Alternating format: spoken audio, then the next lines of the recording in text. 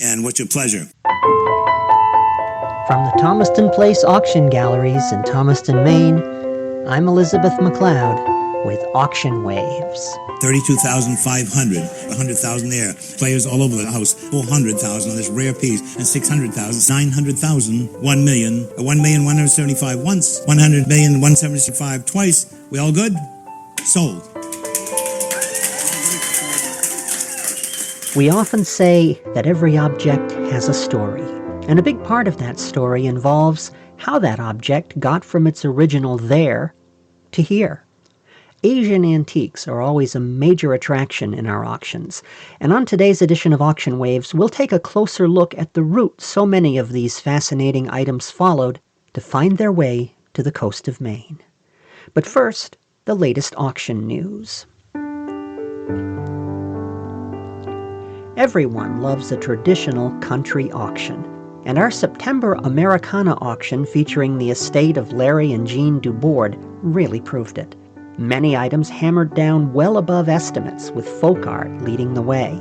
Weather vanes continued to show particular strength, with one auction highlight an impressive gilded copper cow, complete with the original directional post, and even a piece of the wooden barn upon which it had once been mounted. 8,500, now 9,000. 8,500, 9,000, and now 9,500. Yes, and now 10,000. 10,000. It's a good one. I 9,500 once, twice. Anyone else? We good? 9,500 to 75. It's too late. 9,500. Well, you don't see those cow or steel weather vanes like that ever. With the buyer's premium, this rare piece is ready for display or even another tour of rooftop duty at a total price of $11,400. A sweet sum for a sweet bit of country life. Preparations are already underway for our big fall feature auction as Autumn Majestic comes to our galleries November 6th through November 9th. Follow future releases of Auction Waves for feature coverage, and keep an eye on our social media and our website, thomastonauction.com. I'm Elizabeth McLeod, and this is Auction Waves. They say technology makes the world smaller, but that's not a modern development at all. In fact, you could say the world's been getting smaller ever since the first humans learned to talk, to travel, and to trade. And it wasn't long after that where people learned to collect unique and memorable objects as mementos of the places they'd been, the people they'd met, and the things they'd seen. Just ask any descendant of a seagoing family from Maine, and you'll see the objects and you'll hear the stories. Here at Thomaston Place Auction Galleries, antiques from Asia are always popular attractions in our sales, collected as avidly today as they were when American trade with China and Japan first blossomed nearly 2 centuries ago. In this edition of Auction Waves, we explore the historic trade ties between Maine and Japan with Maine Maritime Museum Executive Director Chris Timm. And Chris, to begin, I'd like to throw out a pretty basic question. Maine is a long way from Asia, especially in a sailing ship. So how common was it really for New England mariners to travel so far from their home waters? That's a great question. It became surprisingly common. The 19th century was really a remarkable century for Maine ships and their crews. At the beginning of the century, it really was focused on the Atlantic. Maine ships were bringing cotton from the south to European ports, bringing luxury goods back. And then in the mid-century, with the opening of Chinese ports, Shanghai, Hong Kong in 1842, Yokohama in 1859, Kobe in 1863, there was just an explosion of interest in the trade and culture of Japan, and Maine ships played a major role in that. By the end of the century, there was really just kind of territorial ambitions in the Pacific. Guano Islands Act of 1856 brought, for the first time, territories outside the continental U.S. into American reach, and trade with Japan and Hawaii was incredibly common. In fact, it's a pretty local story here in Maine, too, because the Sewell shipbuilding family was a prominent shipbuilding family in Bath. And by the end of the century, their ships were coming to and from Yokohama, Kobe, and then they were also stopping off at Hawaii on their way back to California. And one of the Sewell sons was actually foreign minister there. So he was managing the trade, and it was kind of just the thing to watch on a day-to-day basis was ships, American ships and Maine ships coming to and from Japan. So it's remarkable just how much changed in a century. And that happened rather quickly. Japan didn't really open up to the West until the late 1850s, early 1860s with the Perry expedition. The relationship between Japan and the West was all but non-existent for several hundred years before that, except perhaps for some Dutch traders. But American whalers had operated in Japanese territorial waters prior to the official opening. What would you say the role was of these whaling ships in opening trade? They played a significant role. They were certainly active in the Pacific, and when Commodore Perry arrived in Japan, that was one of the kind of, I guess, rationales he gave for why it was important to open up Japanese ports, both as a coaling station for refueling, but also just as kind of a refuge for whaling ships.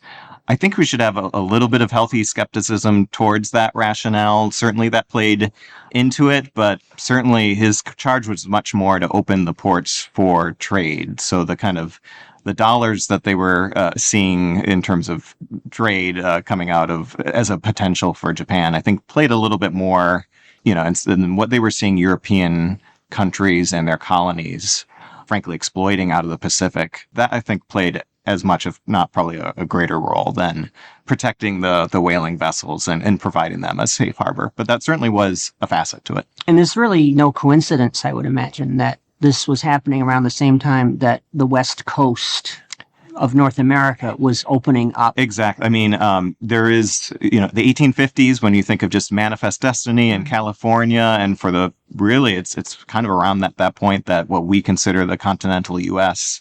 as a kind of territorial whole is being formed. So then that was kind of a natural point in our country's history to look, to the Pacific, to Chinese ports, to Japanese ports. But then also that was kind of where American traders started stopping off at Hawaii, and then ultimately that would become a territory as well. Now, certainly you can see from Japan's point of view that they might not be particularly happy to see gunboats sailing into their harbor with the attitude of, hey, trade with us. Gunboat diplomacy became an actual phrase around that time, which is basically what Perry's mission was. And for many years, the Japanese had maintained a policy where Western sailors were not even permitted to set foot on Japanese soil. So I want to think a minute about the ordinary Japanese people, not the politicians, not the shoguns, not the leaders in the governments. How did the average Japanese citizen view all of this? Were they curious about the West? And were the American crews curious about Japan? With all those restrictions, it is a bit hard to say because, frankly, then those interactions until the ports were opened were in fact fairly rare. We do have some isolated accounts where there was a lot of interest in seeing American vessels from the shore, but that really kind of became much more prevalent, and we have more insight after the Yokohama Treaty and Perry's expedition. And we actually have a woodcut in our collection that was done shortly after that, and it shows incredible interest in the American ships visiting Yokohama port. And, the Japanese artist is detailing, pretty specifically and with great detail, the costume, the rigging that's kind of particular to American vessels. So I think there was a lot of interest in we were as exotic to them as Japan was to American travelers. So there was interest in that and in the technologies, which were different than what Japanese citizens were familiar with at the time. So kind of an interest in the technology and the costume is kind of an interesting early avenue of entry. Now, there had been contacts earlier on, largely involving shipwrecked sailors, shipwrecked American sailors ending up in Japanese territory, and shipwrecked Japanese sailors being picked up by American vessels. How did those interactions play into the attitudes between the two countries, would you say? It depended on the situation. There were some situations where it was very cordial and they were returned. And then there were other situations where, it was illegal to be setting foot, so you might be imprisoned. But that evolved really significantly later in the 19th century. And then shipwrecks really became a kind of a major cross-cultural moment. For example, a Sewell vessel, so I mentioned the Sewell shipbuilding family, by the name of the Chesborough, wrecked off of Japan in 1889, and it was near the town of Suguru. And there were only 4 survivors, 17 sailors perished. But the survivors were taken ashore, were kept warm by the Suguru residents.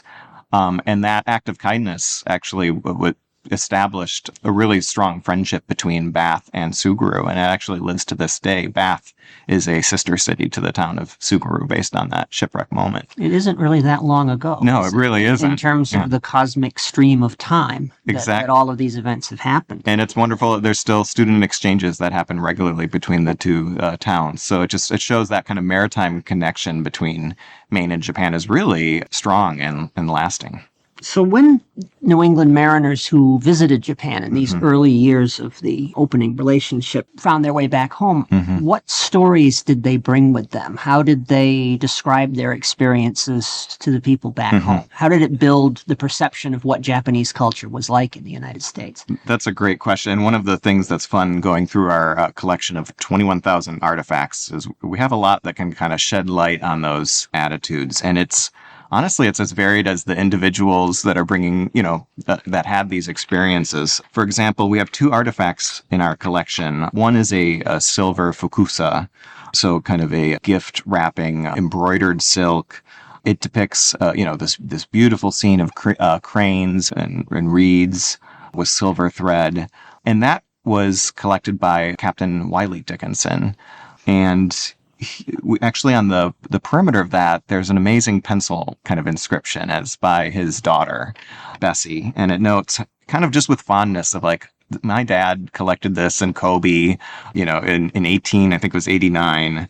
And we actually have her diaries. And so you have all this insight of she traveled with her father. And so there's all these like wonderful stories of like being with dad at sea and in these foreign ports. And so to have her notes on that, you could tell it's a really personal and kind of warm experience, and they really enjoyed the people that they met in Japan.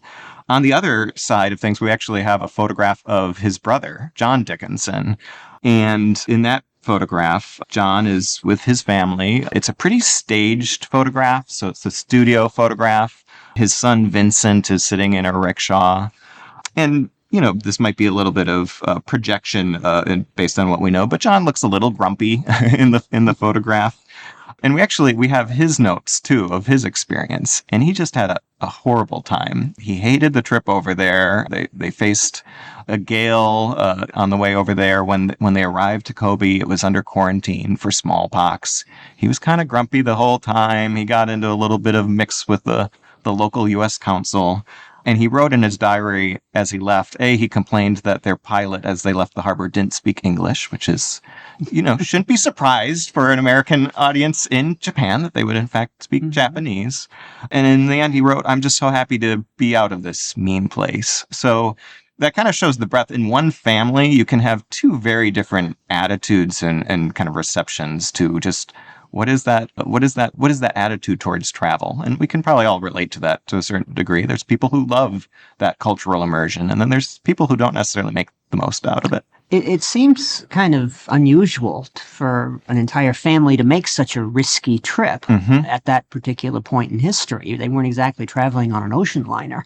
How common was it for mariners to take their families along on these voyages? It was somewhat common because you would be gone for a long time. So it would kind of depend on your family's situation. But certainly if you wanted to be seeing your loved ones and you're going to be gone for a year and a half, 2 years, that's kind of one of your options is to take them with you. And it was not, for a lot of these vessels going over there, it was not roughing it in the captain's quarters. I mean, these were exotic wood veneer interiors, upholstered sofas. That was unique to the captain's quarters. But at the same time, it was almost like a little mini studio apartment. So it was a pretty luxe experience. So these captains would have been accustomed to fine objects of art. Would they be looking for these when they arrived in Japan? Yes. So as you pick up well, sometimes our association of the Maine sea captain is this kind of grizzled, maybe in a yellow jacket, a pipe. At this period in the 19th century, these are accomplished business people. They know their way around the sea, absolutely. But I mean, they were in charge of what cargo are you going to be picking up? What's the best route to take from point A to point B? I sometimes relate it to like trade is very complicated to a certain degree. If you're familiar with Uber and how that works, it's optimizing. Okay, you're picking something up someone here, dropping them off there. Then it's always what is the most efficient way, who should you pick up next? That's basically how sea captains operated. They arrive in Kobe, they discharge their cargo, and they're thinking, okay, what can I make the most money to do next? So they were accomplished business people, but also really accomplished people of fine taste. So when they arrive in port, they are looking at the kind of higher value good compared to maybe the rest of the crew.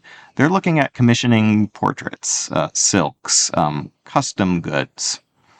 So you're sort of having a two-layered manifestation of trade. Mm-hmm. The crew might go ashore and perhaps visit the 19th century Japanese equivalent of a tourist trap. Exactly. And buy trinkets and whatnots and knickknacks. Mm-hmm. Whereas the captain and perhaps the high officers of the ship would go to the shops in the more refined part of town and pick up artifacts with a pedigree, rare items, antiques that were even antiques in the 19th century. How willing were the Japanese to part with these items? It certainly depends on the item, but what we kind of see, at least in our collection, is there's kind of two categories. There's for lack of a better analogy, it is kind of, there were curio shops, which we could probably relate to an antique store today. And so that, as they navigated those stores, there probably was a bit of a limited knowledge of Japanese culture and history. So it would have to be kind of interpreted by the storekeeper, like probably a lot of different experiences. And so those kind of guided, maybe you'd be interested in this, maybe you'd be interested in that. You could end up with pretty extraordinary and older works, being brought back home or more recent. And then there are the kind of specifically commissioned works that were fairly popular. There's a category of work that we have a couple examples of in our collection, and they're kimono portraits. And essentially what they are is they're Western portraits of Western individuals modeled in a way that kind of a Western audience would like to see. So it's more kind of volumetric. It's shaded. There's kind of depth to the face, which wasn't characteristic of kind of traditional Japanese art at the period. But then they're in kimono garb. So it's Westerners in kind of dress-up garb of, Japanese wear.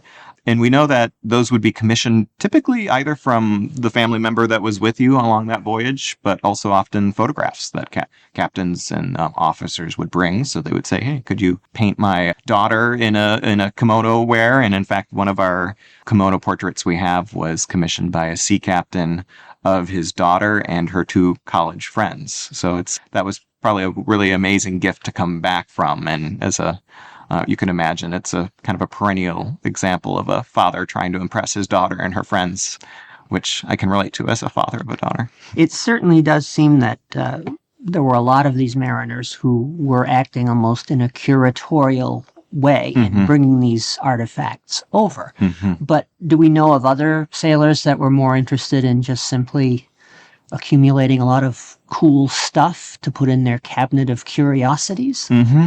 That's a great, it did obviously depend on the situation. A lot of times it was so much of why these objects were valued in terms of how we see how they were recorded and kind of remembered was this was collected at Port X in year Y when I was aboard ship Z. So, it was almost a visual ship's log. It is. And then it's a way, we have a lot of photographs of Bath sea captain interiors, which would have been, exorbitant, and beautifully decorated with a lot of these different artifacts. And I think it is that collection was a status of wealth, of prestige, of worldliness.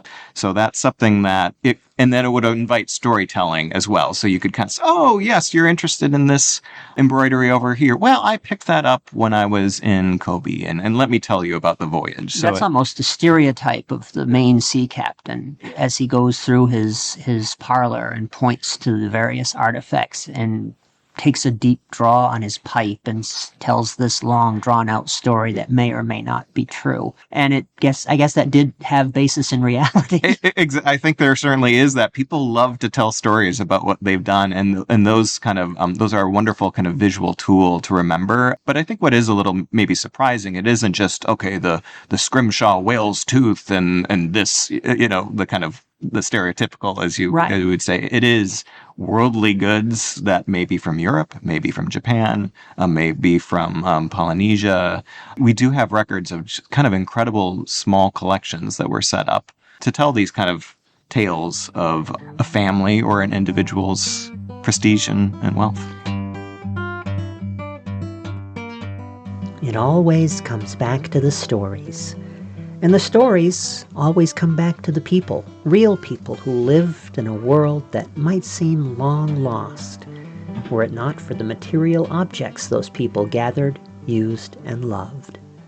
You'll find many of those objects in our Autumn Majestic auction, coming to you November 6th through November 9th, right here at our gallery. And if you'd like to see more fascinating objects depicting Maine's maritime heritage, visit Chris Timm at the Maine Maritime Museum down in Bath. And before I sail, just a reminder that you can find lots of exciting auction content from our galleries online, so be sure to follow Thomaston Place Auction Galleries on your favorite social media. Tishri Dobson is at the piano, David Allen at the guitar, and the entire program is produced, written, and edited for you by yours truly, Elizabeth McLeod, wishing you smooth sailing and happy bidding for Auction Waves. Auction Waves is an exclusive presentation of Thomaston Place Auction Galleries in Thomaston, Maine.